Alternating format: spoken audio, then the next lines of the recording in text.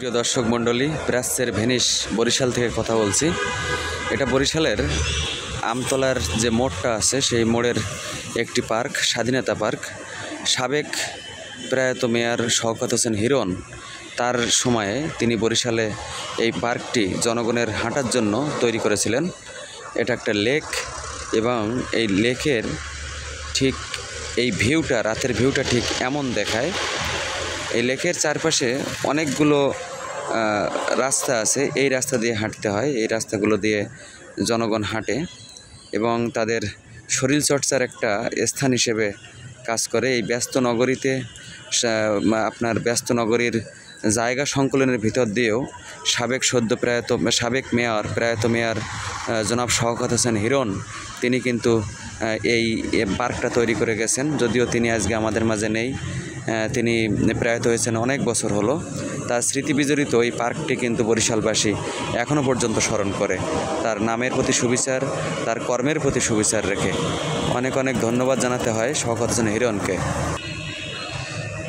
আলোর যে ফুলকিগুলো বা ফওয়ারাগুলো, এগুলো কিন্তু অনেক মনোমুগ্ধকর এবং এর চারপাশে কিন্তু রোড, একটা রোড দিয়ে একদম যেটা হাইওয়ে রোড বলা হয়, এটি কিন্তু হাইওয়ে রোড, এটি হাইওয়ে রোড এবং এর ওপাশে রয়েছে আপনার একটা সরকারি অফিস আছে।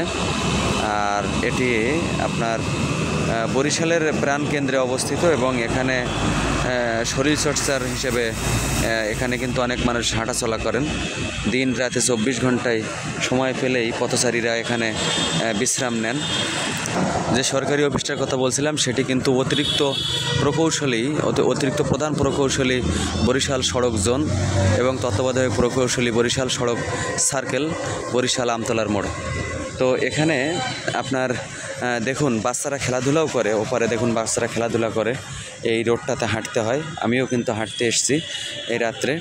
তো আসলে এখানে আপনি যদি ঘুরতে আসেন তাহলে চারপাশে একটু, যদিও সাউন্ড পলিউশন আছে, শব্দ দূষণ আছে, তার ভিতর দিয়েও বরিশাল শহরে যেহেতু জায়গা সংকুলন, এখানে লক্ষ লক্ষ মানুষের আবাস, তার ভিতর দিয়ে যে একটা নয়ন অভিরাম পার্ক, স্বাধীনতা পার্ক তৈরি করে গেছেন সাবেক প্রয়াত মেয়র শওকত হোসেন হিরণ, তাকে ধন্যবাদ জানাতে হয় এবং আমাদের চ্যানেলের পক্ষ থেকে ধন্যবাদ, টোটাল বরিশালবাসীর পক্ষ থেকে ধন্যবাদ জানাচ্ছি এই পার্কটার জন্য।